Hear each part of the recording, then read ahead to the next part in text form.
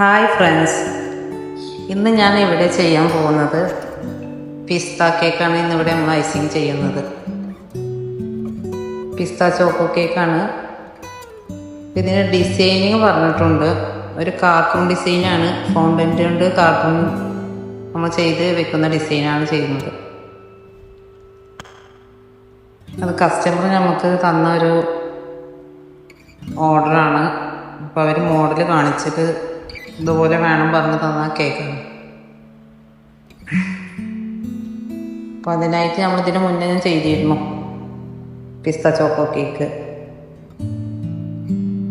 അതേപോലെ തന്നെയാണ് ഇതിൻ്റെ ഉള്ളിലുള്ള ഫില്ലിങ് നമ്മൾ കൊടുക്കുന്നത്. അതുപോലെ തന്നെ പിസ്ത ചോക്കോ സോസാണ് നമ്മളിതിൻ്റെ ഉള്ളിൽ ഫില്ലിങ് കൊടുക്കുന്നത്. ഒപ്പം തന്നെ മിൽക്ക് മേഡ് നമ്മൾ സ്പ്രെഡ് ചെയ്ത് കൊടുക്കുന്നുണ്ട്.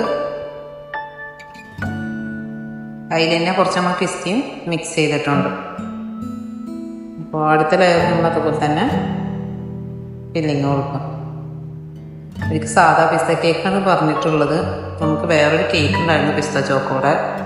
അപ്പോൾ അതിൻ്റെ കുറച്ച് കൂടുതൽ ഉണ്ടായിരുന്നു അതിൻ്റെ സോസ് നമ്മൾ ചെയ്തത്.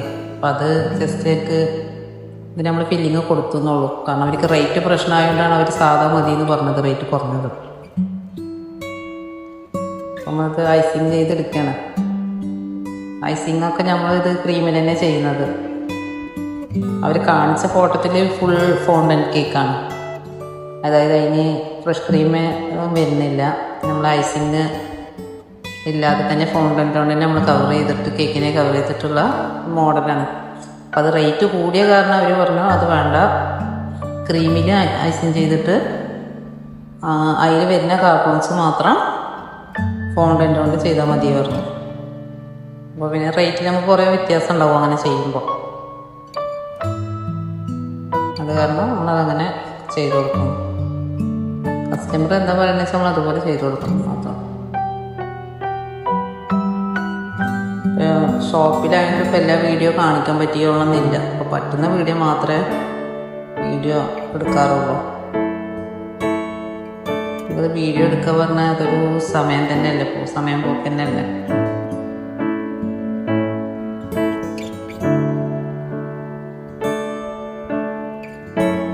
കുറേ ആയിട്ടുള്ളൊരു ആഗ്രഹം കൂടിയാണ് ഒരു യൂട്യൂബ് ചാനൽ തുടങ്ങുന്നത്.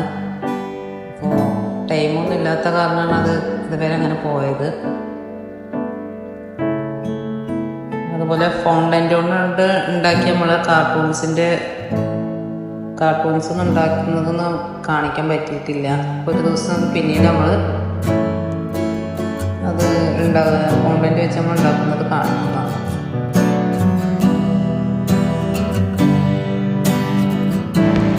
എന്തായാലും നമ്മൾ ആ ഡിസൈൻ നോക്കിയിട്ടാണ് അത് കട്ട് ചെയ്ത് ഫോണ്ടൻ്റ് കൊണ്ടൊക്കെ കട്ട് ചെയ്ത് നമ്മൾ റെഡിയാക്കി വെച്ചിട്ടുള്ളത്.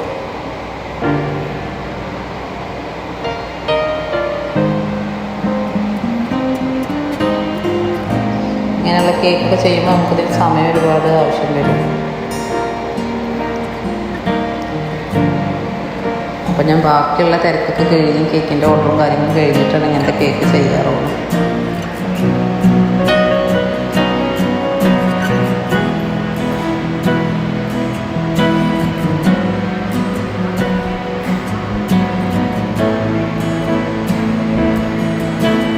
നമുക്കിത് വൈറ്റ് ഫോണ്ടൻ്റ് ഉണ്ടാവുക. അത് നമ്മൾ ഓരോ ഫോണ്ടൻ്റിൻ്റെയും ഓരോ ആവശ്യമുള്ള പീസ് എടുത്ത് നമ്മളതിൽ കളർ കൊടുത്തിട്ട് നമ്മൾ കട്ട് ചെയ്ത് ഉണ്ടാക്കണം.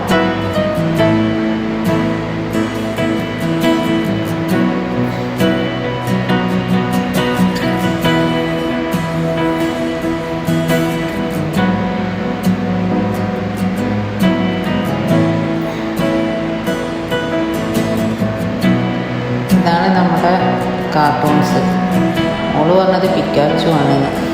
എനിക്കറിയില്ല, ഞാൻ കാർട്ടൂൺ കണ്ടിട്ടില്ല.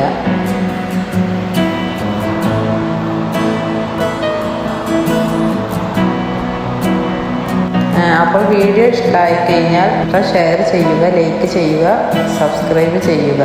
Thank you for watching.